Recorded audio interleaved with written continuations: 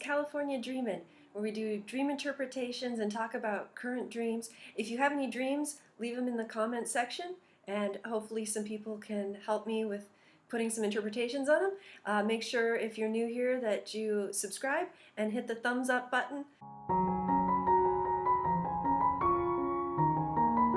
I've done a little bit on angels already. I think I've done 2 videos now.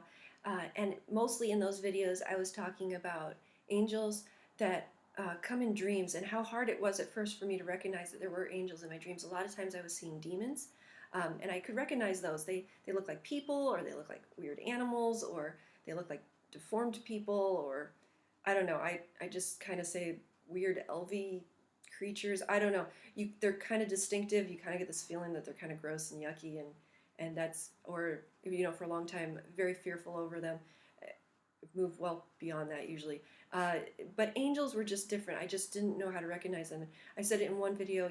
I started running into to these people that were helpful, just beyond helpful in dreams. They'd point things out to me that I wasn't catching. They'd bring a message of one sentence that was really impactful, or they would just help me along a journey or a hard place in a dream, help somebody escape from something. They would be there as assistants in those senses of, and they wouldn't look different than anything. And so I do keep going back to that verse in Hebrews about in the daytime we entertain strangers, because sometimes as we do that we're entertaining angels unaware. And I think in nighttime our angel encounters can be the same way. It may not be a flashy angel encounter with some glowing creature with wings. It might be someone who looks like a stranger, someone who looks like somebody we don't know.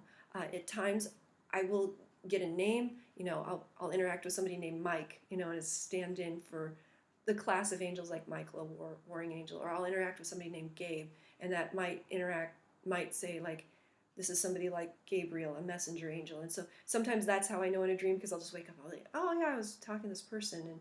Or quite a few times angels have showed up as mailmen, bringing a message or a package or something.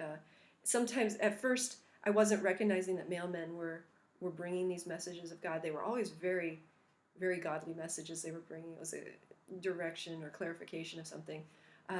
But one time the mailman showed up, and it was dressed in like full white and had his white beard, and I'm like, that is a very odd look for a mailman. But it started registering then that was actually an angel coming. At times I feel like they try to get my attention. They'll ring a doorbell, or they'll do something like that in a dream.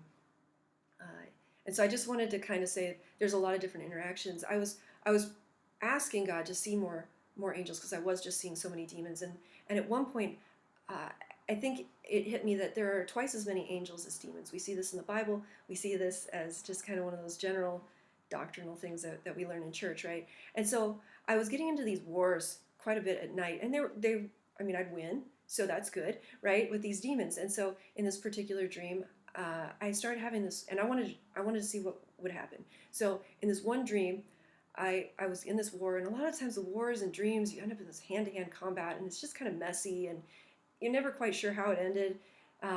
But in this one, the I'd say it was kind of like this gross-looking imp kind of person had been defeated, been pointed out, and I was like, I don't want to stand here and just hold this thing down. I don't really know how this ends. Like, it's obviously defeated. And I just said, God, can you send 2 angels to escort it away? And immediately these 2 big men, big, strong men, came, picked up this little imp guy, one on each side of him, and carried him off.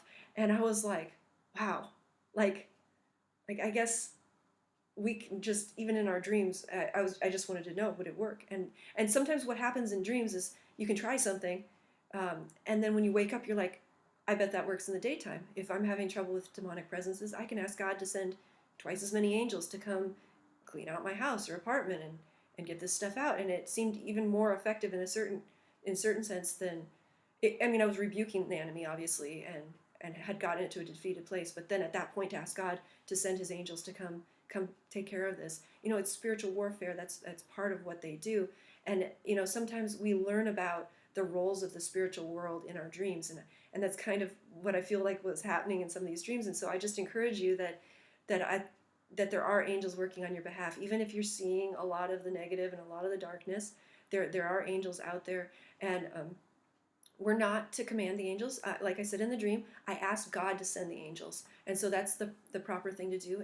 And God sends his angels. He's the captain of the hosts of the army of the angels.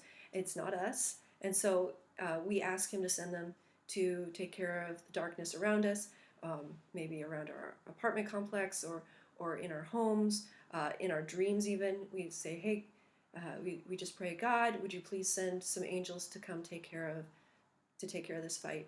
And we are supposed to engage in the fight ourselves, but we are also supposed to ask God to send reinforcements and backup.